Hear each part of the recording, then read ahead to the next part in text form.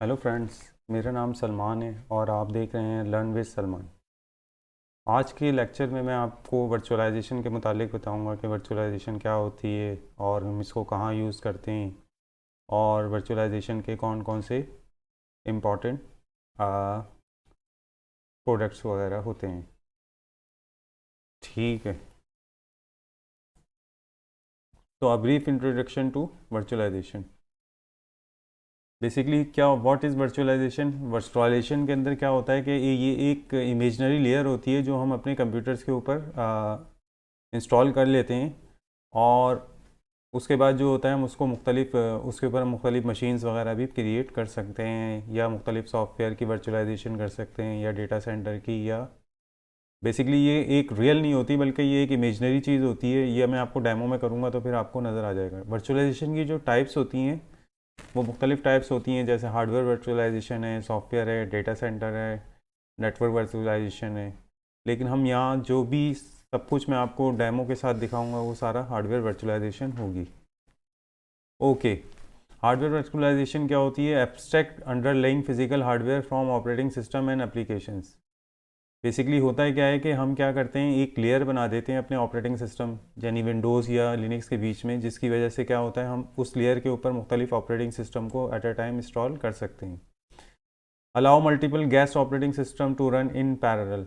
अब हम करते क्या हैं कि हमारे पास एक कंप्यूटर होता है, उस कंप्यूटर के ऊपर हम एक ऑपरेटिंग सिस्टम इंस्टॉल करते हैं, या तो विंडोज़ होती है या लिनक्स होती है। इस ऑपरेटिंग सिस्टम को हम कहते हैं होस्ट ऑपरेटिंग सिस्टम। और इसके ऊपर हम क्या करते हैं, फिर हम कोई वर्चुअलाइजेशन का सॉफ्टवेयर डालते हैं, जैसे आपने नाम सुना होगा VMware वर्क स्टेशन का, या इसी तरह ओरेकल का वर्चुअल बॉक्स है। इसको हम इंस्टॉल करते हैं और फिर उससे हमारी एक एब्स्ट्रैक्ट लेयर, एक वर्चुअल लेयर बन जाती है। उस लेयर की मदद से हम क्या करते हैं, उसके ऊपर मुख्तलिफ वर्चुअल मशीन्स बनाते हैं, जिसको हम गेस्ट ऑपरेटिंग सिस्टम भी कहते हैं, जिसमें हम लिनक्स भी बना सकते हैं, विंडोज़ भी बना सकते हैं, विंडोज़ के मुख्तलिफ वर्जन भी बना सकते हैं। बेसिकली ये करती क्या है कि physical resources are shared amongst all the OS and virtualization software. तो जो हमारी बेस मशीन होती है, जो हमारी होस्ट मशीन होती है, उसी की सारी रिसोर्सेज को यूज़ करते हुए हमारी वर्चुअल मशीनें रन होती हैं। तो बेसिकली हमारे पास जो अगर आप देखें तो हमारे पास जो जो हमारे पास कन्वेंशनल लुक होता है वो इस तरह का होता है कि हमारे पास एक हार्डवेयर होता है। हार्डवेयर का हम एक ऑपरेटिंग सिस्टम इंस्टॉल करते हैं और उसके बाद एक एप्लीकेशन इंस्टॉल करते हैं। जो हमारे घर की ओरिजिनल PC होता है उसकी फॉर्म इस तरह की होती है कि हमारा एक PC होता है, उसके ऊपर एक हार्डवेयर होता है, कुछ उसमें रैम होती है, और उसके ऊपर हम एक ऑपरेटिंग सिस्टम विंडोज़ को इंस्टॉल करते हैं, फिर उसके ऊपर हम MS ऑफिस या क्रोम वगैरह को यूज़ करते हैं। तो अब हम करते क्या हैं कि हम ये करते हैं कि अपने हार्डवेयर के ऊपर हम क्या यूज़ कर लेते हैं, एक हाइपरवाइज़र यूज़ कर लेते हैं। हाइपरवाइज़र क्या होता है, जस्ट लाइक ऑपरेटिंग सिस्टम होता है। और उसके बाद हम क्या करते हैं, उसके ऊपर मुख्तलिफ ऑपरेटिंग सिस्टम को इंस्टॉल कर लेते हैं। जैसे ये आपको नज़र आ रहा होगा, एक हार्डवेयर है, उसके ऊपर मैंने एक हाइपरवाइज़र इंस्टॉल किया। अब हाइपरवाइज़र की भी कुछ टाइप्स होती हैं जो हम आगे चल के देखेंगे कि कौन कौन सी टाइप्स होती हैं। फिर वो हाइपरवाइज़र हमें ये फैसिलिटी देता है कि हम उसके ऊपर मुख्तलिफ ऑपरेटिंग सिस्टम को इंस्टॉल कर सकते हैं। वो विंडोज़ भी हो सकता है, वो मैक भी हो सकता है, वो लिनक्स भी हो सकता है। ठीक है।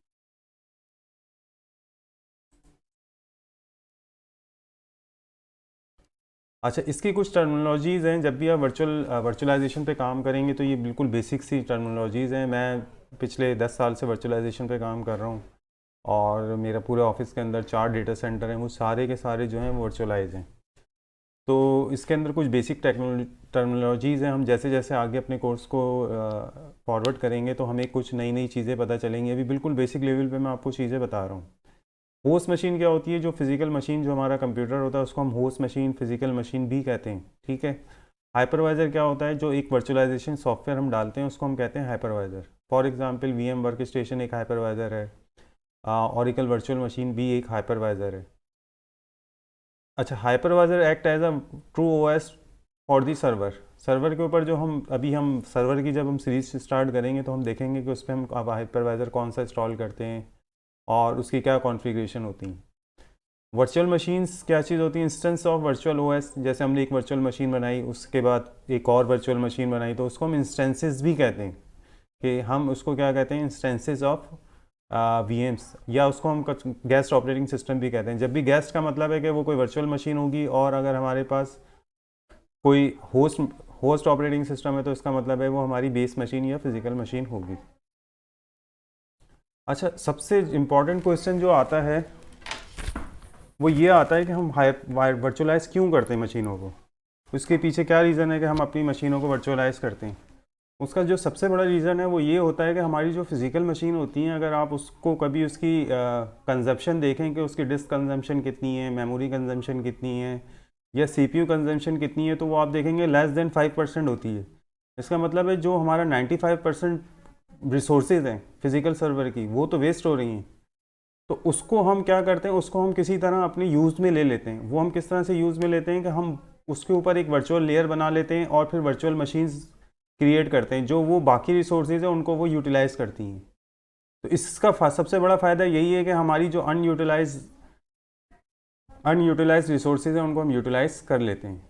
अच्छा, over powered and over prized hardware. अब इससे होता क्या है कि पहले वर्चुअलाइजेशन से पहले हमें अगर कोई सर्वर परचेज़ करना होता था, तो अगर हम लेट्स से कि हमने कोई विंडोज़ सर्वर परचेज़ किया, अब मुझे कोई SQL सर्वर परचेज़ करना है तो फिर मैं उसके लिए एक अलग मशीन को परचेज़ करूँगा। लेकिन वर्चुअलाइजेशन में क्या होता है, हम एक ही सर्वर लेते हैं और उसके ऊपर multiple operating system, multiple machines को चला लेते थे। यानी पहले मेरे पास अगर 50 सर्वर होते थे, 50 सर्वर्स होते थे, तो मैंने उनको अब रिप्लेस कर दिया 5 सर्वर से, और वही उससे अच्छी ज़्यादा एफिशिएंसी यूज़ हो रही है।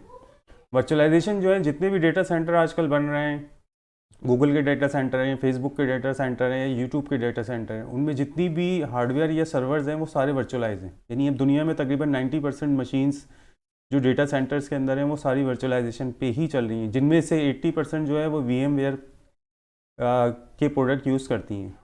वर्चुअलाइजेशन का एक बहुत बड़ा फ़ायदा ये होता है कि पहले अगर लेट सपोज हमारे पास 50 सर्वर्स थे, तो जो उनकी पावर कंजप्शन थी, जो उनके इलेक्ट्रिकल एक्सपेंसेस थे, वो अब कम हो गए, क्योंकि 5 सर्वर रह गए फिजिकल, तो उसकी पावर कंजप्शन भी बहुत ही कम हो गई है।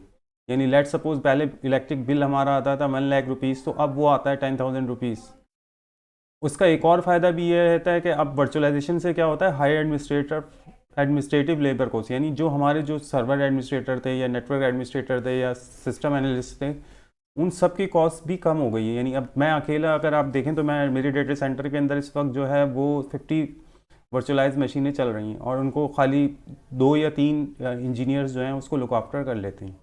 इसी तरह आपकी जो OS operating system licence cost है वो भी बहुत कम हो जाती है इन केस ऑफ वर्चुअलाइजेशन।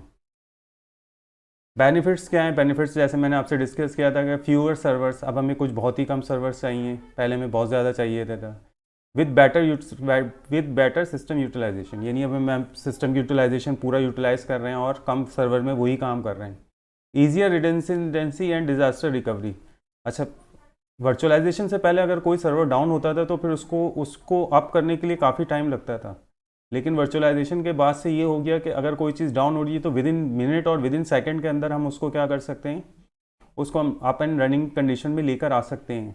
उसका वो किस तरह से करते हैं, उसके अंदर क्या क्या यूज़ करते हैं, हम उसमें HA कॉन्फ़िगर करते हैं, उसके अंदर हम vMotion वगैरह भी यूज़ करते हैं। ये सारी एडवांस चीज़ें जो हम अगले जो हमारे लेक्चर्स हैं, नेक्स्ट लेक्चर हैं फ्यूचर के, उसमें मैं से ये सारी चीज़ें कवर करूँगा।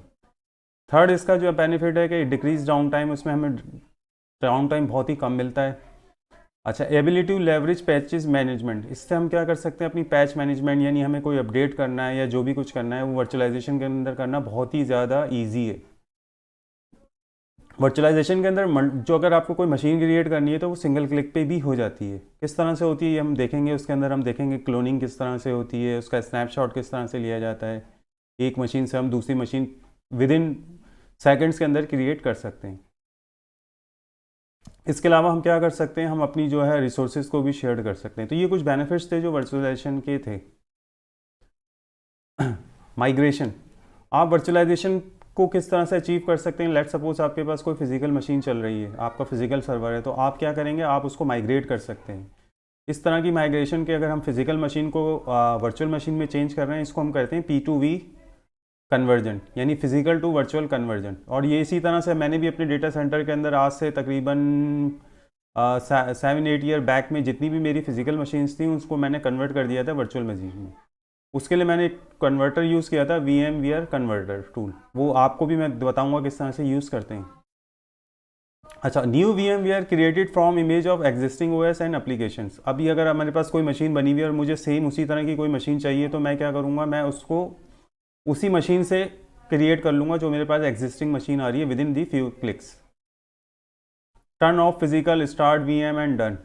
आप उसको क्या कर सकते हैं, turn off physical start VM done. आप सिंपल ये करते हैं कि जब आपके पास कन्वर्जन होता है तो फिर आप क्या करते हैं, आप फिजिकल को ऑफ करते हैं और वर्चुअल को ऑन कर लेते हैं, तो आपके पास वर्चुअल मशीन भी आ जाती है। रैपिड डाटा सेंटर कंसोलिडेशन, यानी आप अगर बहुत जल्दी डेटा सेंटर को क्रिएट करना चाह रहे हैं तो उसके लिए आप वर्चुअलाइजेशन को यूज़ कर सकते हैं। डिप्लॉयमेंट में क्या है, अब हम देखेंगे इस कोर्स में। बेसिकली मैंने ये कोर्स डिज़ाइन किया है VMware वर्क स्टेशन के अकॉर्डिंगली, क्योंकि ये सबसे बेसिक टूल है। अगर ये टूल आ गया आपको तो फिर आप हर तरह का वर्चुअलाइजेशन का टूल या एप्लीकेशन को यूज़ कर सकते हैं। डिप्लॉयमेंट किस तरह से होगी, create a new VM, install OS, install apps, some product allow you to make a templates. सही है, बेसिकली हम करेंगे यही कि हम पहले एक VM बनाएंगे, VM मशीन बनाएंगे जैसे, और फिर उसके बाद हम कोई भी अपना डिज़ायर ऑपरेटिंग सिस्टम इंस्टॉल करेंगे, उसके बाद हम अपनी एप्लीकेशन यूज़ करेंगे, फिर उसके बाद हम उसी एप्लीकेशन से जो है फर्दर कोई भी अगर मुझे मशीन क्रिएट करनी है तो उसको मैं क्लिक और डन से उसको मैं नई मशीन भी क्रिएट कर लूँगा। प्रोडक्ट कौन कौन से हैं, अगर आप इंटरप्राइज प्रोडक्ट देखें जो कि डेटा सेंटर में यूज़ होते हैं तो वो VMware EXI सर्वर्स होते हैं, vSphere सर्वर होते हैं, वर्चुअल सेंटर होते हैं। ये सारे जो हैं, ये सारे प्रोडक्ट जो हैं VMware के हैं। माइक्रोसॉफ्ट प्लेटफॉर्म में हम इस वर्चुअलाइजेशन को कहते हैं माइक्रोसॉफ्ट हाइपर-V। इसका भी मैं आपको डेमो बता दूंगा कि ये किस तरह से यूज़ करते हैं। ये जो इंटरप्राइज लेवल पे ये सारे डेटा सेंटर्स के अंदर यूज़ होते हैं। अगर लेकिन जैसे ये वीडियो मैंने बनाई है होम यूज़र्स के लिए, तो इसके अंदर जो हम यूज़ करेंगे वो हम यूज़ करेंगे जो प्रोडक्ट जिसका डेमो मैं, जिसकी सारी कॉन्फ़िगरेशन मैं आपको बताऊंगा, वो होगा VMware वर्कस्टेशन। उसके अलावा VMware प्लेयर भी है। VMware के साथ ऑरिकल ने भी अब एक और अपना प्रोडक्ट लॉन्च कर दिया वर्चुअलाइजेशन का, जिसको हम कहते हैं वर्चुअल बॉक्स। इसी तरह माइक्रोसॉफ्ट का भी एक प्रोडक्ट है माइक्रोसॉफ्ट वर्चुअल PC। लेकिन इस वीडियो में मैं जो है आपको सारी चीज़ें जो है वो VMware वर्कस्टेशन से के मुताबिक बताऊंगा। VMware प्लेयर जो है वो फ्री है, लेकिन जो वर्कस्टेशन है वो पेड है। आप उसकी फ्री कॉपी डाउनलोड करके 1 मंथ तक उसको यूज़ कर सकते हैं। लेकिन मैंने जो देखा है कि इसकी जो है प्रोडक्ट की आराम से आपको अवेलेबल है। आप गूगल करें, आपको उसकी प्रोडक्ट की ईजीली मिल जाएगी, जिसको आप यूज़ करें तो वो आपके पास लाइसेंस वर्जन बन जाएगा VMware वर्कस्टेशन का। बेसिकली ये मैंने एक ग्राफिकल इंटरफेस बनाया है कि किस तरह से वर्चुअलाइजेशन वर्क करती है। तो आप देखेंगे सबसे नीचे जो है मेरे पास अगर आप देखें तो ये मेरे पास एक फ़िज़िकल मशीन है जो कि एक डेस्कटॉप भी हो सकती है और लैपटॉप भी हो सकती है। ये बेसिकली जो डिज़ाइन है ये मैंने एक होम यूज़र के लिए बनाया है।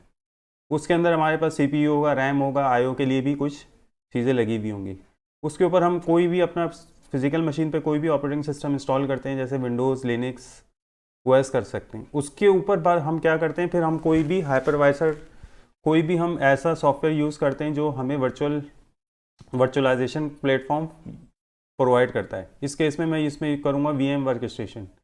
अब VM वर्कस्टेशन जब हम इंस्टॉल कर लेंगे तो उस वर्कस्टेशन के ऊपर हम अगेन बहुत सारी मशीन्स बनाएंगे, जिसके अंदर अगेन CPU, रैम, IO होंगे, CPU, रैम, IO होंगे। और फिर उसके ऊपर हम क्या करेंगे, कोई OS इंस्टॉल करेंगे। वो लिनक्स भी हो सकता है, वो विंडोज़ भी हो सकता है, और उस ऑपरेटिंग सिस्टम के ऊपर फिर हम कोई ऐप्स भी यूज़ कर सकते हैं।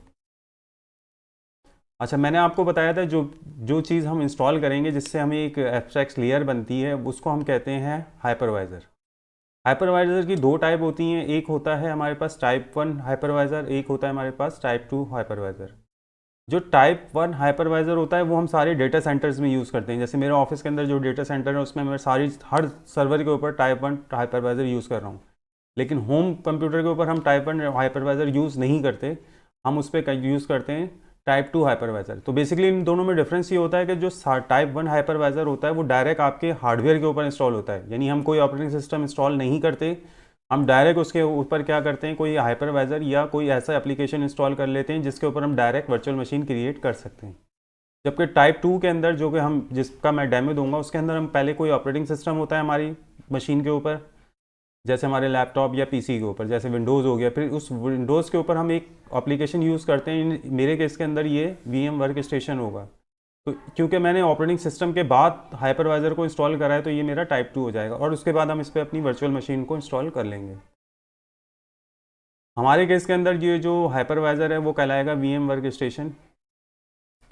अच्छा, अब वीएम वर्क स्टेशन को चूज़ करने के क्या रीज़न था कि मैंने वीएम वर्क स्टेशन चूज़ किया, तो मुझे इसके जो फेवरेट फीचर्स लगे थे वो मैं आपके साथ डिस्कस करता हूँ। सबसे पहला जो इसका फीचर है वो है वर्चुअलाइज मैनी ऑपरेटिंग सिस्टम। यानी अगर आपके पास घर में एक कंप्यूटर है तो आप क्या कर सकते हैं उसमें, अगर आप वर्चुअलाइजेशन यूज़ ना करें तो आप उसमें एट अ टाइम एक ही कोई ऑपरेटिंग सिस्टम यूज़ कर सकते हैं। फॉर एग्जांपल अगर आप विंडोज़ यूज़ कर रहे हैं तो फिर आप लिनक्स नहीं कर सकते, लिनक्स यूज़ कर रहे हैं तो विंडोज़ नहीं कर सकते। लेकिन वर्चुअलाइजेशन जब आप उस पर अप्लाई कर देते हैं तो फिर आप अपने बेस मशीन के ऊपर अगर विंडोज़ है तो गेस्ट ऑपरेटिंग सिस्टम आप विंडोज़ लिनक्स भी यूज़ कर सकते हैं और मैक भी यूज़ कर सकते हैं। यानी आप अपनी एक मशीन के ऊपर मल्टीपल मशीनें क्रिएट कर सकते हैं। तो ये वर्चुअलाइजेशन से ही पॉसिबल है, अदर वर्चुअलाइजेशन के बगैर आप इसको अचीव नहीं कर सकते। दूसरा ये चीज़ थी कि आप वर्चुअलाइजेशन की जब एप्लीकेशन अप्लाई करते थे तो आप वर्चुअल नेटवर्क बना सकते हैं। मैं आपको डिस्कस करूंगा कि कितने टाइप के नेटवर्क्स बन सकते हैं वीएम वर्क स्टेशन के अंदर। वर्चुअल नेटवर्क में आप ये कर सकते हैं कि एक वर्चुअल नेटवर्क बनाएंगे, कुछ मशीन्स बनाएंगे और उनकी कनेक्टिविटी आपस में करेंगे ताकि वो एक नेटवर्क बन जाए और वो आपस में कुछ रिसोर्सेज को शेयर करें, फाइल सर्वर रिसोर्सेज को शेयर करें। थर्ड जो इसका बहुत बड़ा बेनिफिट है वो है sharing file between host and guest. बाज़ औक़ात ये होता है कि आप चाहते हैं कि आपकी जो होस्ट मशीन है उसमें से कुछ फाइलें आप कॉपी करना चाह रहे हैं। फॉर एग्जांपल कुछ विंडोज़ की फाइलें, कुछ एप्लीकेशंस फाइल हैं, वो अपने गेस्ट और होस्ट के बीच में अगर आपको शेयर करनी है तो वो आप वर्चुअलाइजेशन के थ्रू कर सकते हैं। उसके बाद एक और है इंपोर्टिंग वर्चुअल अप्लाइंसेस। ये बेसिकली क्या होती हैं, ये प्री बिल्ड वर्चुअल मशीन्स होती हैं जो कि आप इनकी वर्चुअल मार्केट प्लेस से, वीएम वर्चुअल मार्केट प्लेस से डाउनलोड करते हैं। बेसिकली ये क्या होती हैं, प्री बिल्ड वर्चुअल मशीन्स होती हैं जिनको आप खाली डाउनलोड करते हैं और प्ले कर देते हैं। यानी आपके पास अगर आपको काली लिनक्स चाहिए तो उसके लिए भी आप उसकी मशीन को आपको इंस्टॉल नहीं करना पड़ेगा, बल्कि आप उसको डाउनलोड करें और डायरेक्ट रन कर लें अपने वीएम वर्क वर्कस्टेशन पे। इसके अलावा इसका एक बहुत ही बेहतरीन फीचर होता है वीएम वर्क स्टेशन का, जिसको कहते हैं snapshot and cloning. Basically snapshots क्या होते हैं कि आप सपोज करें आपने सबसे पहले एक ऑपरेटिंग सिस्टम को इंस्टॉल किया। अब उस ऑपरेटिंग सिस्टम को आपने बेस ऑपरेटिंग सिस्टम को इंस्टॉल कर लिया। अब आपने क्या करा, आपने उसका एक स्नैपशॉट ले लिया। स्नैपशॉट क्या होता है, उसकी कोई करंट स्टेट होती है, यानी उस पर हमने अभी कोई एप्लीकेशन इंस्टॉल नहीं की, हमने खाली उसका हमने करंट स्टेट की एक स्टेट ले ली है, उसको हमने अपने पास रिकॉर्ड कर लिया। अब मैंने उसके ऊपर कुछ एप्लीकेशन इंस्टॉल कर दी, उसके बाद मैंने उसका एक और स्नैप ले लिया। अब फिर मैंने उसके अंदर कुछ और चेंजेस की, फिर मैंने उसका एक और स्नैपशॉट ले लिया। यानी एक पिक्चर की तरह होता है कि मैंने उसकी एक पिक्चर ले ली। अब लेट सपोज मैं चाह रहा हूँ कि यार मुझसे कुछ गलती हो गई, मैंने कुछ गलत सेटिंग कर दी जिसकी वजह से मेरी मशीन जो है वो क्रैश हो गई या वो उसमें कोई वायरस आ गया। तो मैं चाह रहा हूँ मैं अपनी इनिशियल स्टेट पे आ जाऊँ। तो फिर मैं क्या करूँगा, मैं उस स्नैपशॉट की मदद से अपनी इनिशियल स्टेट पे भी आ सकता हूँ। ये चीज़ जब मैं आपको डेमो करके दिखाऊंगा तो फिर आपको समझ में आ जाएगी कि ये क्या चीज़ होती है। क्लोनिंग क्या होता है, क्लोनिंग में ये होता है कि हमारे पास एक मशीन चल रही है, लेट सपोज विंडोज़ 10 की, मैं चाह रहा हूँ सेम इसी तरह की एक और मशीन क्रिएट हो जाए। तो मैं क्या करूँगा, अपनी एग्जिस्टिंग मशीन से एक नई मशीन बना लूँगा। सिर्फ मुझे 3 क्लिक करने पड़ेंगे और मेरे पास एज इट इज़ वही मशीन आ जाएगी जो उस मशीन जैसी होगी लेकिन डिफरेंट मशीन होगी। इसी तरह इसका एक और फीचर है 3D graphics and large virtualization machine. इसके अंदर क्या होता है, इसके अंदर ये होता है बेसिकली कि आप जो है जितना अगर आपके पास कोई ग्राफिक कार्ड लगा है तो फिर हम वीएम वर्क स्टेशन के अंदर क्या कर सकते हैं, उसको यूज़ कर सकते हैं और फिर उसकी ग्राफिक कार्ड की जो एबिलिटी है वो हम अपनी वर्चुअल मशीन्स के अंदर भी यूज़ कर सकते हैं। उसके अलावा वेरी लार्ज वर्चुअल मशीन्स का मतलब ये है कि इसके अंदर हम क्या कर सकते हैं, इतनी बड़ी बड़ी वर्चुअल मशीन्स बन जाती हैं जिनकी रैम जो है वो 64 GB और इनकी हार्ड ड्राइव का साइज़ जो है वो 2 TB तक भी हो सकता है। तो ये सारी चीज़ें भी हम वीएम वर्क स्टेशन के अंदर देखेंगे। इसका एक और फीचर होता है application unity between host and guest. इसके अंदर आप करते क्या हैं कि अगर आपके पास कोई गेस्ट के ऊपर कोई आपने एप्लीकेशन इंस्टॉल की है तो आप अपने होस्ट पे रहते हुए उसको ऐसा यूज़ करते हैं कि वो होस्ट पे ही इंस्टॉल है, लेकिन एक्चुअल में वो कहाँ पे इंस्टॉल होती है, वो आपके गेस्ट पर होती है। तो ये बहुत अच्छा फीचर है, ये भी मैं आपको बताऊँगा। इसी तरह आप क्या कर सकते हैं, printing and VM encryption. Let suppose आपने वर्चुअल मशीन्स बनाई हैं, आप किसी लैब में या आप किसी कॉलेज या स्कूल में, तो आपने क्या करा, अपने स्टूडेंट्स के लिए वर्चुअल मशीन बनाई है। अब आप उसको इनक्रिप्ट कर दें। इनक्रिप्ट करने से होता ये है कि जो वर्चुअल मशीन है उसको कोई एडिट नहीं कर सकता, यानी कोई स्टूडेंट उसको चेंज नहीं कर सकता, वो पासवर्ड प्रोटेक्टेड होती हैं। तो उसकी वजह से क्या होता है, वो खाली अपना जो उनको आपने प्रिविलेज दिए हैं वो अपना काम करेंगे और उसके बाद वो उसको शट डाउन कर देंगे, उसमें कोई भी चेंजेस नहीं कर सकते। तो ये बहुत अच्छा फीचर है वी वर्क स्टेशन में, ये भी हम देखेंगे। उसके अलावा फिर क्या है, connection to vSphere and workstation V M deployment to vSphere. Basically vSphere क्या होता है कि आप सर्वर इन्वायरमेंट में या डेटा सेंटर इन्वायरमेंट के ऊपर हमारे पास एक प्रोडक्ट होता है वी स्फीयर का। हम अपनी वर्क स्टेशन से ही क्या कर सकते हैं, उस प्रोडक्ट अपने सर्वर के ऊपर वर्चुअल मशीन को क्रिएट कर सकते हैं, एडिट कर सकते हैं और उसको हम यूज़ कर सकते हैं। जो और इसका फाइनल फीचर है वो रिमोट एक्सेस है। यानी रिमोट एक्सेस के लिए हम क्या करते हैं, इसके अंदर रिमोट डेस्कटॉप को इनेबल कर देते हैं, वीएनसी को इनेबल कर देते हैं। ये किस तरह से करते हैं ये मैं आपको अगली आने वाली स्लाइड्स में बताऊंगा। अच्छा, एवोल्यूएटिंग वर्क स्टेशन फॉर फ्री। आप क्या कर सकते हैं, वर्क स्टेशन को बिल्कुल ही फ्रीली यूज़ कर सकते हैं। जो वर्क स्टेशन है वी एम वर्क स्टेशन, इसको जो इंस्टॉल करने के रिक्वायरमेंट है वो ये है कि आपके पास कोई भी सिस्टम होना चाहिए जो 64 बिट या 86 कंपेटेबल हो, और उसके अंदर जो प्रोसेसर लगा हो उसकी स्पीड 1.3 गीगाहर्ट्ज़ या फास्ट हो। रैम मिनिमम रैम जो है वो 2 GB है, और जो रिकमेंडेड है वो 4 GB है। लेकिन मैं आपको रिकमेंड करूंगा कि आपके पास मिनिमम जो है वो 8 GB रैम होनी चाहिए, और सेफ साइड के ऊपर आपके पास रैम होनी चाहिए 32 GB। मेरे पास होम पीसी के ऊपर भी 32 GB रैम और 2 TB की हार्ड ड्राइव है। मैं आपको बताऊंगा क्योंकि अभी तो मैं लैपटॉप से रिकॉर्ड कर रहा हूँ, लेकिन मेरा जो दूसरा पीसी है उसके ऊपर मेरी ये सारी रिसोर्सेज हैं, वो मैं आपको अभी आने वाली वीडियो में शो करूँगा। अच्छा, जो जनरल ओएस रिक्वायरमेंट है कि आप किस चीज़ के ऊपर वीएम वर्क स्टेशन को कर सकते हैं, तो आपके पास विंडोज़ 10 हो, विंडोज़ सर्वर का कोई भी वर्जन हो, 19, 16, 12, 8, और उसके अलावा यूबंटू हो, रेड हॉट हो, सेंटोज हो, ओरिकल लिनक्स हो, सूसी लिनक्स हो या सूसी लिनक्स हो। लेकिन जो नया वर्जन है विंडोज़ वर्क स्टेशन 16 का, वो विंडोज़ 7 पे इंस्टॉल नहीं होता, क्योंकि विंडोज़ 7 की सपोर्ट अब माइक्रोसॉफ्ट ने ख़त्म कर दी है। अच्छा, हम किस तरह से कोई भी वर्चुअल मशीन को क्रिएट कर सकते हैं, उसके 3 तरीके होते हैं। 3 ways to create a virtual machine. एक, जैसे मैंने आपको बताया था, download and import a virtual machine appliance के, हम प्री बिल्ड जो है मशीन को हम डाउनलोड कर सकते हैं और उसको हम रन कर सकते हैं अपने वर्क स्टेशन के अंदर। दूसरा क्या होता है कि अगर हमारे पास कोई फिजिकल मशीन है तो हम उसको क्या करेंगे, हम उसको कन्वर्ट कर देंगे वर्चुअल मशीन में, और उसको हम वर्क स्टेशन के अंदर भी क्रिएट कर सकते हैं एक वर्चुअल मशीन अपनी फिजिकल मशीन से, जो पहले यही होता था। और जो थर्ड वे है, create and new virtual machine and install NOS. यानी हम एक मशीन क्रिएट करेंगे और उसके ऊपर एक कोई ऑपरेटिंग सिस्टम इंस्टॉल करेंगे। ये जो है ये सबसे ज़्यादा कॉमन वे है, तकरीबन 95% जो लोग हैं वो यही करते हैं कि क्रिएट करते हैं एक मशीन को और फिर उस पर कोई ओएस भी को इंस्टॉल कर लेते हैं। मैं आपको डेमो में करके दिखाऊंगा ये किस तरह से होता है। अच्छा, कोई भी वर्चुअल मशीन को क्रिएट करने के 7 बहुत ही ईजी से स्टेप्स हैं, बिल्कुल ही इतने सिंपल स्टेप हैं कि कोई भी अगर इसको देखेगा तो वो आराम से कर सकता है। सबसे पहले हम क्या करते हैं, सबसे पहले हम एक वीएम क्रिएट करते हैं। उस वीएम को हम एक छोटा एक कोई भी नाम देते हैं, कोई लॉजिकल नाम दे देते हैं, जैसे विंडोज़ 10 वीएम। उसके बाद हम क्या करते हैं, उसकी ओएस की detail, OS detail during creation. उसके बाद हम क्या करते हैं, हम उसके मुतालिक कुछ ब्रीफ लिख देते हैं कि ये हमने कब इंस्टॉल किया, क्यों किया। उसके बाद हम क्या करते हैं, उस वर्चुअल मशीन के ऊपर ओएस को इंस्टॉल करते हैं। फिर उसके बाद हम क्या करते हैं, उसके बाद हम करते हैं verify the VM tool were installed at are up to date, perform application and utility install, और टेक अ स्नैप शॉट और create clone from the next time. Basically आप सिंपली ये करते हैं कि आप क्या करते हैं, आप पहले ऑपरेटिंग सिस्टम इंस्टॉल कर लेते हैं, और उसके बाद जो है वो उसके बाद आप क्या करते हैं, उसके ऊपर आप VMware टूल्स यूज़ करते हैं और वो इंस्टॉल कर लेते हैं। अच्छा, बेसिकली मैंने आपने देख रहे होंगे कि मैंने एक आईएसओ लाइब्रेरी बनाई है। बेसिकली आईएसओ इमेज क्या होती है, आईएसओ फाइल्स होती हैं, .ISO फाइल वो फाइल्स होती हैं जिससे आप डायरेक्ट कोई भी इंस्टॉलेशन कर सकते हैं। यह हर ऑपरेटिंग सिस्टम के लिए आपको इजीली अवेलेबल है, आप गूगल करें आपको मिल जाएगा। आप किसी भी ऑपरेटिंग सिस्टम, जैसे लेट सपोज आपको विंडोज़ 10 की इंस्टॉलेशन करनी है, तो आप विंडोज़ 10 की आईएसओ फाइल को डाउनलोड कर लें, या किसी दूसरे लिनक्स की या विंडोज़ सर्वर की जो भी आईएसओ फाइल्स हैं उनको आप डाउनलोड कर लें और फिर आप उससे इंस्टॉलेशन कर सकते हैं। अच्छा, चलें अब थोड़ा डेमो की तरफ चलते हैं ताकि हमें पता चल जाए कि हम क्या क्या चीज़ें कर सकते हैं। तो सबसे आसान इसका जो सबसे इजी वे होता है वो ये होता है कि आप गूगल ऑन करें, कोई भी ब्राउज़र लॉन्च कर लें आप।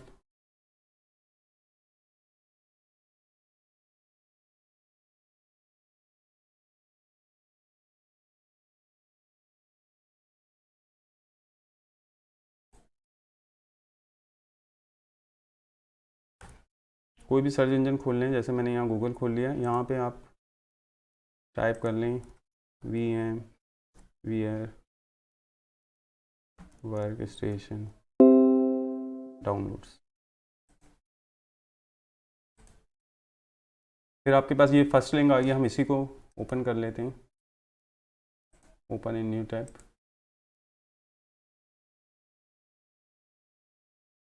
तो आप देख रहे होंगे ये work station pro evolution evolution version है। आप यहाँ से आप विंडोज़ के लिए भी डाउनलोड कर सकते हैं और लिनक्स के लिए भी डाउनलोड करते हैं। आप सिंपल यहाँ डाउनलोड नाउ पे क्लिक करें तो इसकी एग्जी फाइल डाउनलोड होना शुरू हो जाती है। देखें ये हो रही है। ये तकरीबन 622 MB की है और 15 मिनट्स में लगेगी। मैं ऑलरेडी इसको डाउनलोड कर चुका हूँ और मैंने इसको इंस्टॉल कर लिया, तो मैं इस डाउनलोड को कैंसिल कर देता हूँ। आप अपने पास इसी तरह से इसको डाउनलोड कर सकते हैं। इंस्टॉलेशन के इसका तरीक़ेकार बहुत ही सिंपल है। नेक्स्ट नेक्स्ट नेक्स्ट करना है, जो डिफ़ॉल्ट इसकी ऑप्शन है आप उसी को नेक्स्ट करें और आपके पास ये डाउनलोड होके इंस्टॉल हो जाएगा। चलें अब हम इसको देख लेते हैं। इसका आइकॉन आपको इस तरह का नज़र आ रहा होगा डेस्कटॉप पे, VM वर्क स्टेशन प्रो। मैं इसको डबल क्लिक कर लेता हूँ।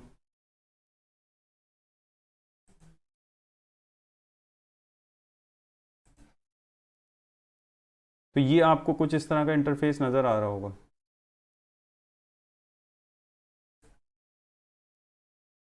मेरे पास इसके 2 इंस्टेंसेस खुले हुए।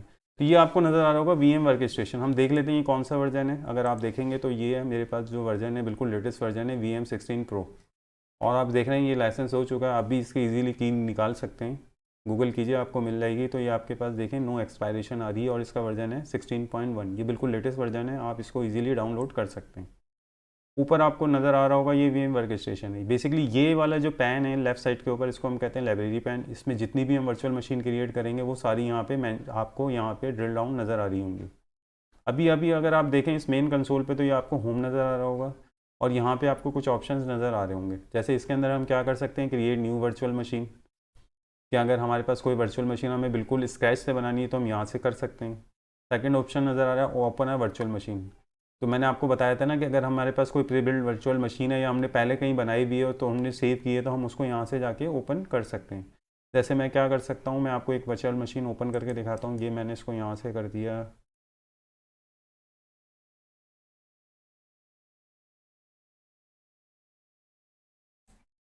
हम इसको यहाँ से डिलीट करते हैं।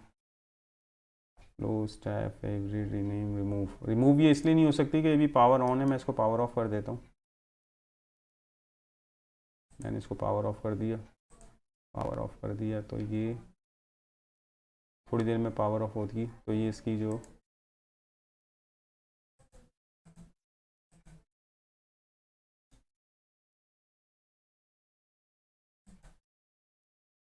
ये पावर ऑफ हो गई।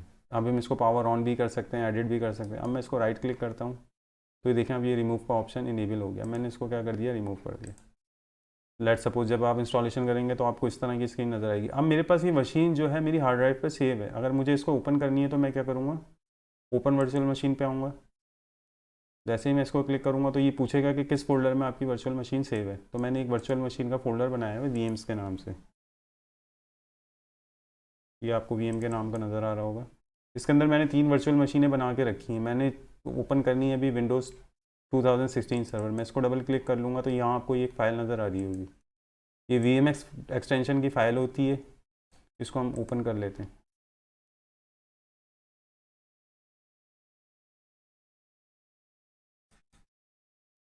अब ये थोड़ा सा टाइम देखें ये आ गई मेरे पास। तो ये हमने कहाँ से लिया था, ये जो हमारा सेकंड ऑप्शन था ओपन वर्चुअल मशीन, यहाँ से हमने इसको ओपन कर लिया था। थर्ड ऑप्शन क्या होता है, कनेक्ट टू रिमोट सर्वर।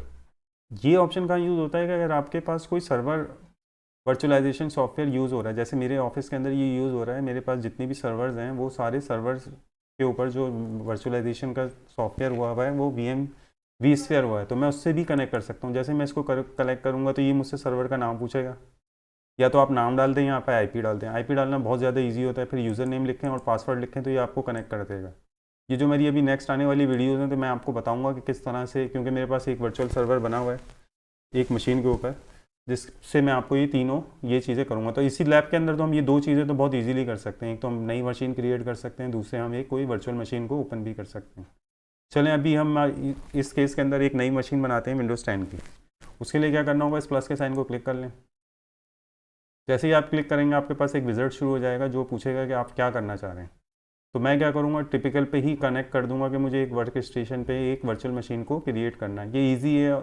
और अगर एडवांस स्टेप में जाएंगे तो आप इस तरह से आएंगे। एडवांस स्टेप में और इसमें डिफरेंस ये है कि यहाँ पे आप हार्ड ड्राइव की टाइप सेलेक्ट कर सकते हैं कि SCSI करनी है, ID करनी है, इस तरह के मुख्तलिफ ऑप्शन होते हैं। हम टिपिकल को यूज़ करके नेक्स्ट को क्लिक करते हैं। अब ये पूछता है कि आपको जो इंस्टॉल करना है वो कहाँ से करना है, आपके पास DVDs हैं या कोई ISO फाइल है। देखिए यहाँ लिखा होगा इमेज डिस्क फाइल ISO, ये आपको बाद में करना है। हम कर देते हैं I will install the operating system later, ताकि हम अभी वर्चुअल मशीन बना लेते हैं, फिर हम इसके अंदर जो है ऑपरेटिंग सिस्टम को बाद में इंस्टॉल करेंगे। The virtual machine will be created with blank hard drive. जैसे आपके पास एक आपने मशीन खरीदी है लेकिन उस पर कोई ऑपरेटिंग सिस्टम इंस्टॉल नहीं किया, हमने नेक्स्ट करा। अब ये पूछेगा कि आपका जो गेस्ट ऑपरेटिंग सिस्टम है वो उसका प्लेटफॉर्म क्या है, विंडोज़ है, लिनक्स है या VMEX जो मैंने आपको बताया था, VMESXi सर्वर्स हैं या कोई और हैं। तो अभी हम विंडोज़ के केस में ही हमारा बिल्कुल पहली वर्चुअल मशीन है तो हम विंडोज़ को ही बना लेते हैं। तो विंडोज़ का कौन सा वर्जन है, आप क्लिक डाउन करें तो इसमें आपको जितने भी विंडोज़ के वर्जन हैं वो सारे नज़र आ रहे होंगे। इवन के विंडोज़ 3.1, विंडोज़ 95 जो कि अब ख़त्म हुए भी तकरीबन मेरे हिसाब से 20 साल हो चुके हैं। तो ये 20 ईयर्स पुरानी भी दिखा रहा है। अगर आप वो भी देखना चाह रहे हैं कि विंडोज़ पहले कैसे हो सकती थी तो आप इसको यहाँ से सेलेक्ट कर सकते हैं। लेकिन इस केस के अंदर हम लेटेस्ट वर्जन कर लेते हैं, विंडोज़ 10 64 बिट। हमने ये सेलेक्ट किया, हम नेक्स्ट को क्लिक करते हैं। अब ये आपसे पूछता है वर्चुअल मशीन का हम नाम क्या देखना चाह रहे हैं, तो हम इसको लिख देते हैं माई फर्स्ट। कोई आप ऐसा नाम रखिएगा जो लॉजिकल हो।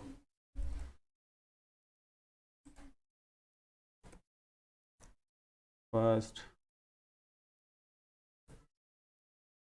विंडोज़ 10 40X VM, यानी इससे पता चल रहा है कि मेरे पास जो है ये मेरी फर्स्ट विंडोज़ 10 की 64 बिट मशीन बच रही है, वर्चुअल मशीन।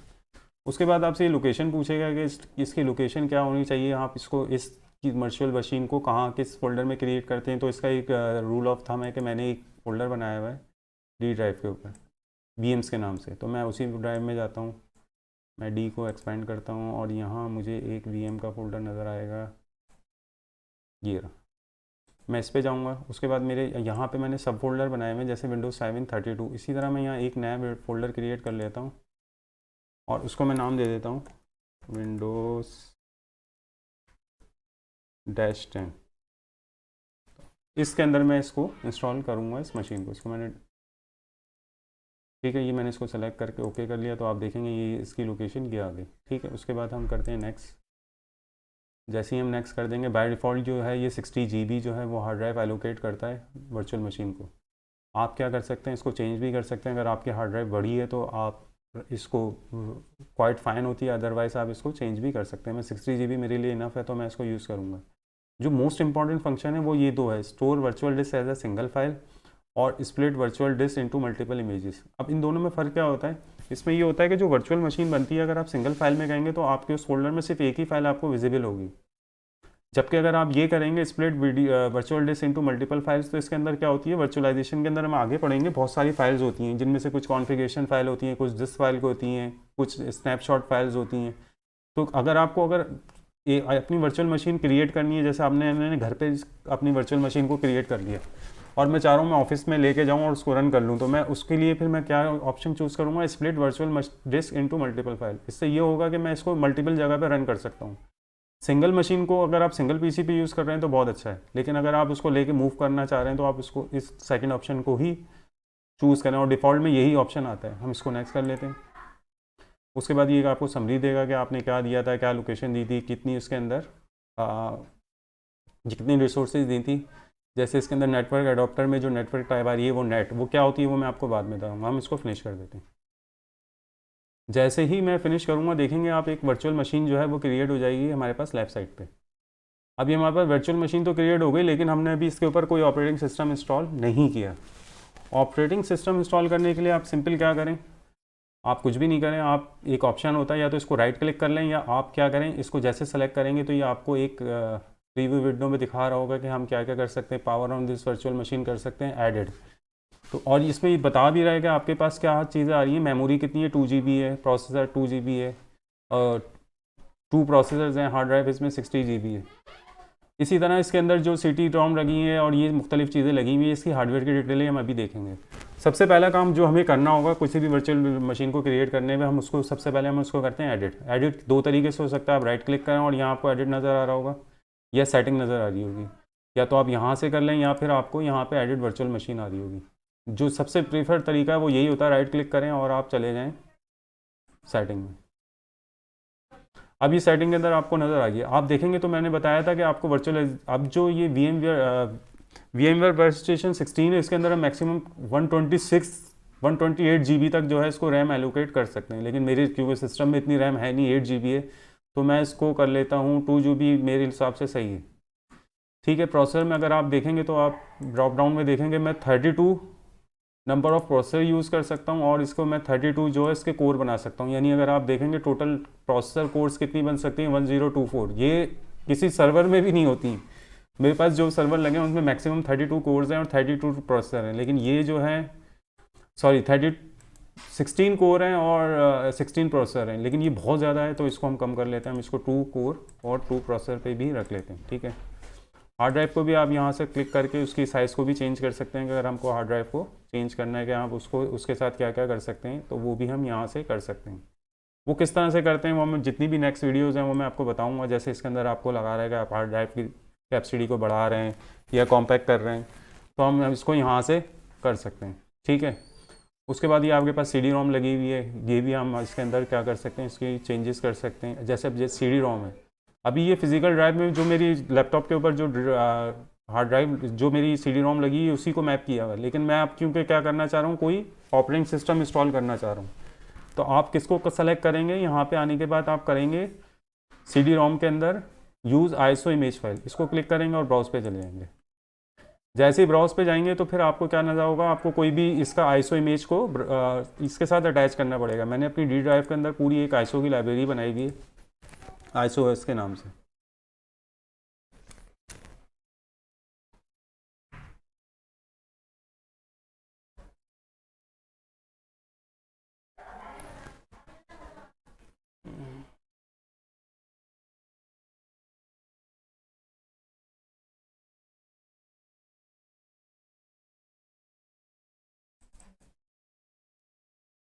देखिए आपको विंडोज़ 10 का नज़र आ रहा होगा, हम इसको क्लिक करते हैं और इसको सेलेक्ट कर लेते हैं। ये विंडोज़ 10 का इमेज है जो मैंने 21 जैन को डाउनलोड किया है, तो मैं ओपन कर लेता हूँ। तो ये मेरे पास क्या होगा, ISO फाइल एक अटैच हो गई है इस मशीन के साथ। उसके बाद मैं सिंपल इसको ओके कर लूँगा। अब इसके साथ मशीन में क्या है, एक ISO फाइल अटैच हो चुकी है। अब मैं क्या करता हूँ, इस मशीन को पावर ऑन कर लेता हूँ। जैसे ही पावर ऑन करूँगा तो ये मशीन क्या हो जाएगी, स्टार्ट हो जाएगी। ये शुरू में आपको बता रहा है, एक वार्निंग दे रहा है कि इस पर VMware टूल वगैरह इंस्टॉल नहीं हुआ, इसको हम बाद में इंस्टॉल करेंगे। ये हमारे पास एक VMware का आपको इस कंसोल नज़र आ रहा होगा। अब इसको मैंने कोई की को प्रेस करा,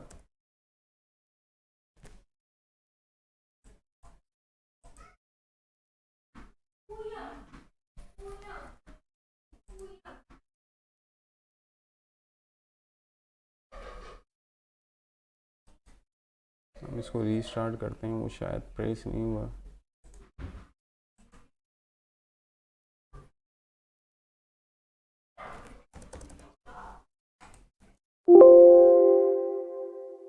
आई थिंक मेरा माउस प्रॉपर इसमें जा नहीं रहा, तो मैं रीसेट करता हूँ।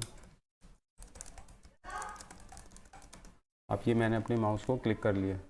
अच्छा, आपके साथ भी ये हो सकता है कि आपका माउस क्लिक ना करे, तो उसके लिए आपको क्या करना पड़ेगा, आपको माउस को पॉइंटर को अंदर लेके जाना पड़ेगा और क्लिक करना पड़ेगा। इसकी शॉर्टकट की होती है Ctrl+G के नाम से ना, ये मैं अभी आपको आगे बताऊँगा। तो ये अगर आप देखें तो ये विंडोज़ इंस्टॉलेशन शुरू हो गई। इसको अगर आप माउस को दोबारा अपनी होस्ट मशीन पे लाना होगा तो आप Ctrl+Alt और बाहर कहीं क्लिक करेंगे तो ये आ जाएगी।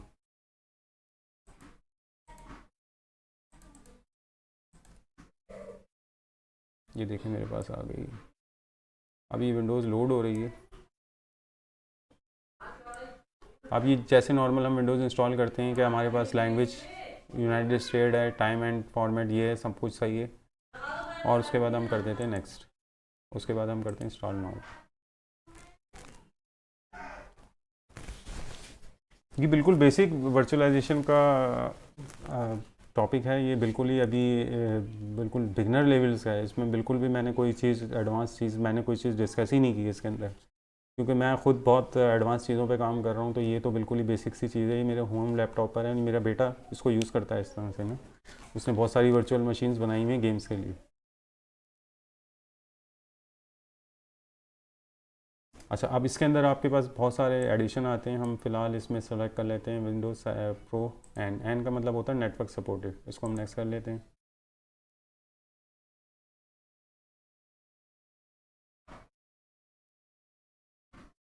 इसमें मैं एक्सेप्ट कर लेता हूँ लाइसेंस एग्रीमेंट को, नेक्स्ट कर लेता हूँ। उसके बाद आप चले जाएँ। अब पहला ऑप्शन है अपग्रेड इंस्टॉल विंडोज़, इस पर क्लिक कर लें।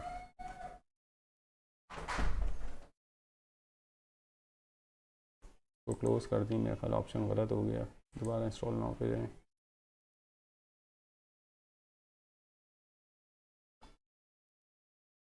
हम एन पे ही जाते हैं, नेक्स्ट पे जाते हैं।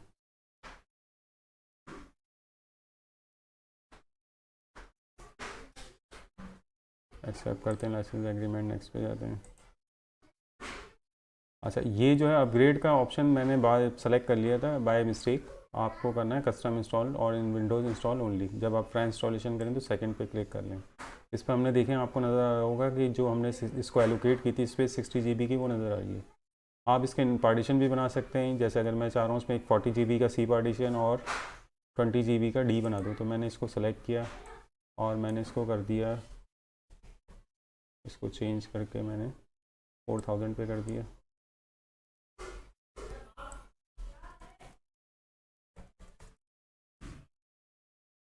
और अप्लाई करा। ये मैं 4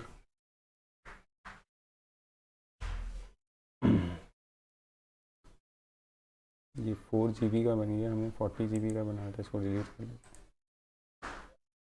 न्यू पे जाते हैं। 40,000 MB इसी कर दो। हम अप्लाई करते हैं, ओके करते हैं। ये आपके बन गया 38 तकरीबन 40 GB का। सेकंड पार्टीशन भी लेके हम इसको क्रिएट कर लेते हैं। इसमें 2 पार्टीशन बना लिए मैंने।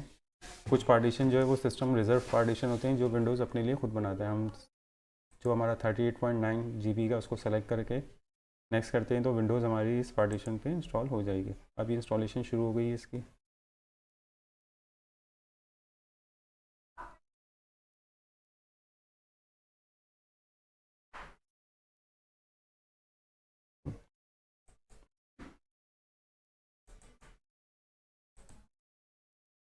ये मैंने वीडियो पॉज कर दी थी ताकि इंस्टॉलेशन हो जाए। तो आप जैसे देख सकते हैं कि अभी ये 99% तक इंस्टॉलेशन हो गई है।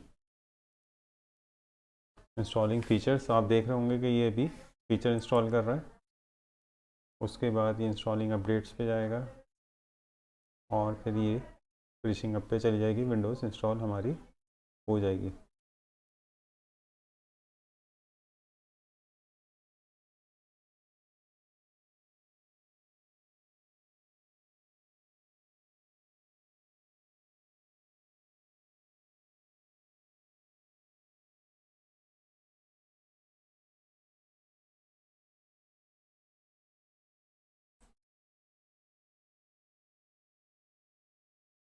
जैसे आपने देखा ये इंस्टॉलेशन हो गई और ये अब रिबूट होगी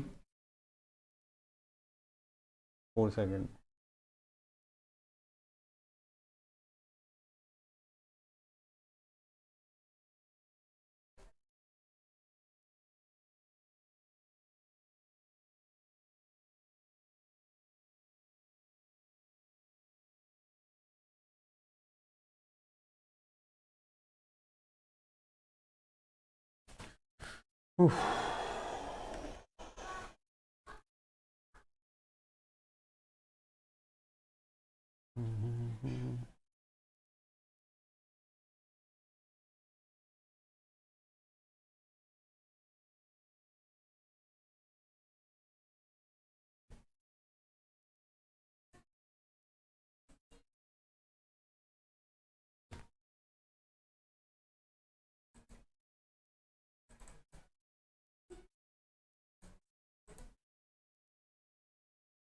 ये विंडोज़ देखिए आप स्टार्ट होने वाली है।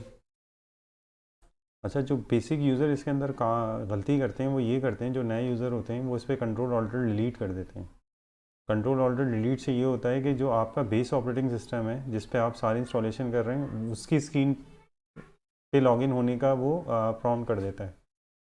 तो उसका आसान तरीका ये होता है, आप राइट क्लिक करके इसमें सेंड की करते हैं कंट्रोल ऑल्टर डिलीट की, तो वो इसके ऊपर आ जाती है, या कंट्रोल ऑल्टर इंसर्ट करते हैं तब भी आप गैस ऑपरेटिंग सिस्टम पे लॉगिन हो जाते हैं।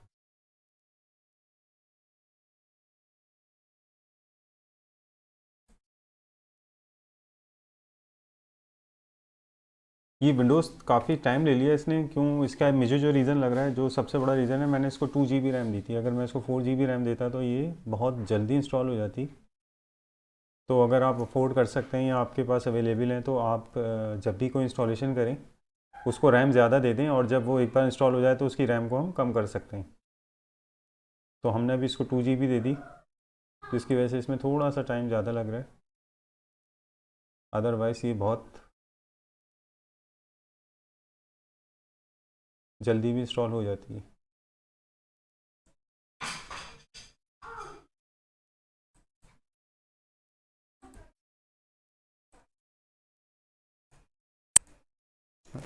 अच्छा, ये अब हमारी स्क्रीन आ गई है, अब हम इसके अंदर आगे बढ़ते हैं। ये रीजन पूछ रहा है, आप यूनाइटेड स्टेट पे ही क्लिक करें, यस कर दें।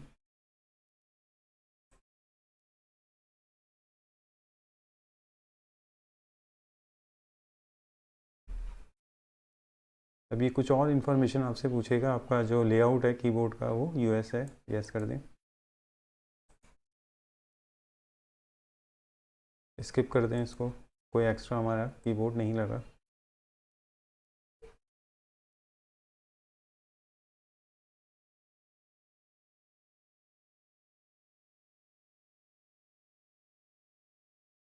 आई डोंट हैव इंटरनेट पे क्लिक कर लें।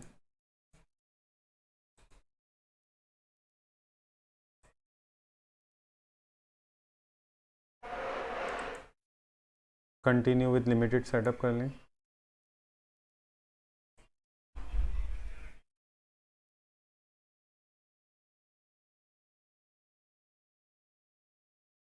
अब ये आपसे पूछेगा कि यूज़र नेम क्या है, तो मैं अपना यहाँ पे नाम लिख देता हूँ,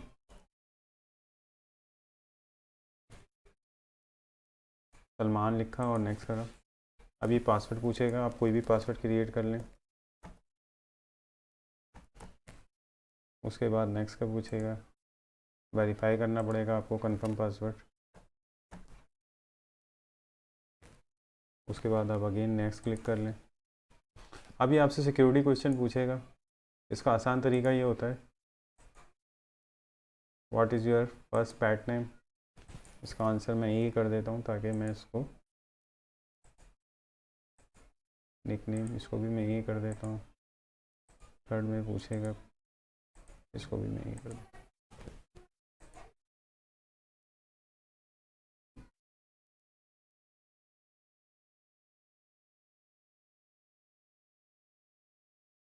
उसके बाद ये आपसे कुछ सेटिंग पूछेगा, योर डिवाइस, आप डिफ़ॉल्ट पर रख के एक्सेप्ट कर लें।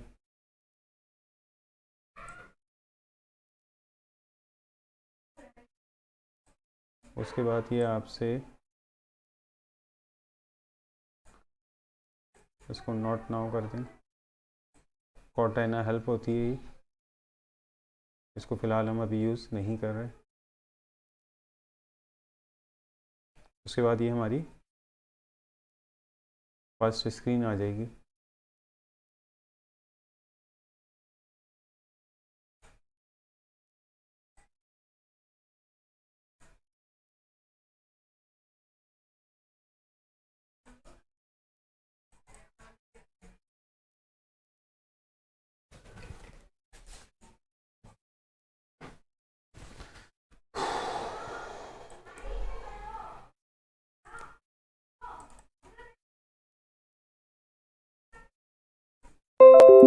ये हमारी स्क्रीन आ गई।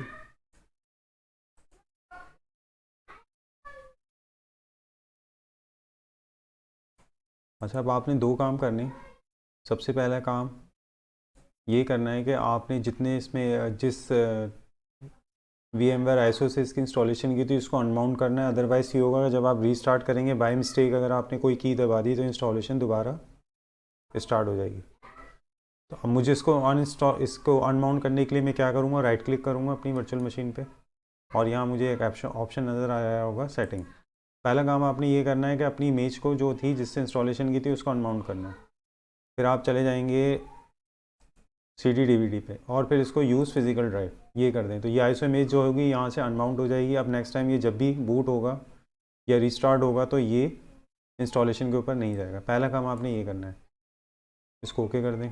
दूसरा काम आपने ये करना होता है कि जब ये आपके पास इंस्टॉल हो जाती है तो फिर आपको ये करना होगा, इस पर VMware टूल को आपको इंस्टॉल करना होगा। VMware टूल्स बेसिकली करते ही क्या है, VMware टूल आपके जो माउस है उसको सिंक्रोनाइज़ कर देते हैं गेस्ट OS के साथ। मतलब अभी आप देखेंगे तो माउस मुझे इस पर थोड़ा सा हैंग हो रहा है और थोड़ा सा मुझे लैगिंग सी लग रही है क्योंकि ये अभी सिंक्रोनाइज़ नहीं हुआ मेरी फिज़िकल मशीन के साथ। तो VMware टूल इंस्टॉल करने के लिए आप क्या करें, राइट क्लिक करें और इंस्टॉल VMware टूल कर दें। जैसे ही आप इसको करेंगे तो ये ऑटोमेटिक एक इसके ऊपर ड्राइव आपकी माई ड्राइव के ऊपर एक कंप्यूटर में एक ड्राइव अपीयर हो जाएगी। PC को आप एक्सपेंड करें तो ये देखें आपको एक VMware टूल की ड्राइव नज़र आ जाएगी। इसको आप क्लिक कर लें, यहाँ पे एक आ रहा होगा आपके पास सेटअप 64 बिट, इसको आप डबल क्लिक कर दें।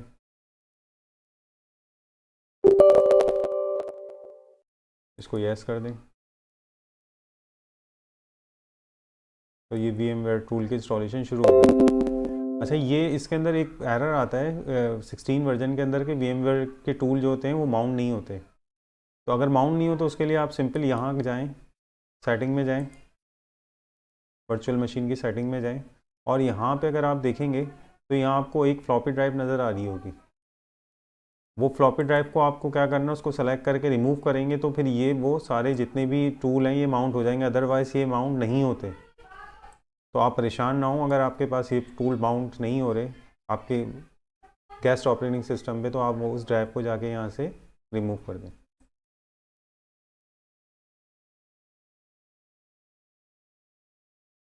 इनको इंस्टॉल करने का एक फ़ायदा ये भी होता है कि जब आप इसको इंस्टॉल कर लेते हैं तो आपका गेस्ट ऑपरेटिंग सिस्टम और होस्ट ऑपरेटिंग सिस्टम के दरमियान शेयरिंग भी ऑन हो जाती है। उसके अलावा इसके और भी बहुत सारे फीचर्स हैं जो गेस्ट के हैं वो होस्ट के साथ सिंक हो जाते हैं। तो आप जितनी भी होस्ट के ऊपर जितनी भी आपकी सर्विसेज हैं वेब कैम की, इंटरनेट की, वो सारी यूज़ कर सकते हैं। ये देखें टिपिकल इंस्टॉलेशन में मैं इसको नेक्स्ट करूँगा, आपको भी नेक्स्ट करना है और इसको इंस्टॉल कर लेना है।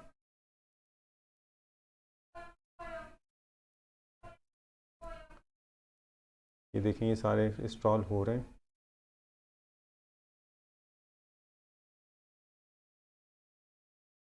ये जब इंस्टॉल हो जाएंगे तो मेरा माउस बहुत स्मूथली शिफ्ट हो जाएगा मेरे गैस से होस्ट के ऊपर और होस्ट से गैस के ऊपर। तो जो लोग गलती करते हैं VMware के स्टेशन को इंस्टॉल करने के बाद वो VM टूल इंस्टॉल नहीं करते। अगर VM टूल आप इंस्टॉल नहीं करेंगे तो फिर आपके पास प्रॉब्लम होगा ये सारा।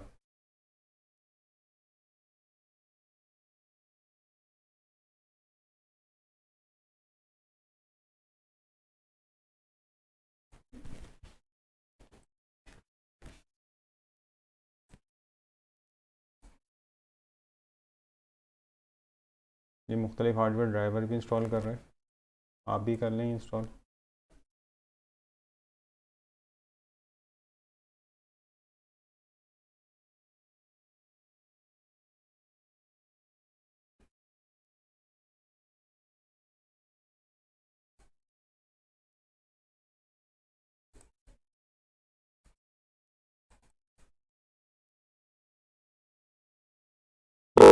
टूल इंस्टॉल होंगे तो ये आपके सिस्टम को एक बार रिबूट करेगा।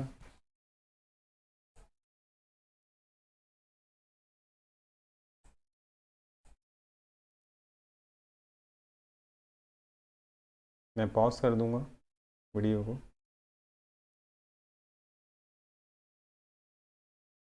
फिनिश।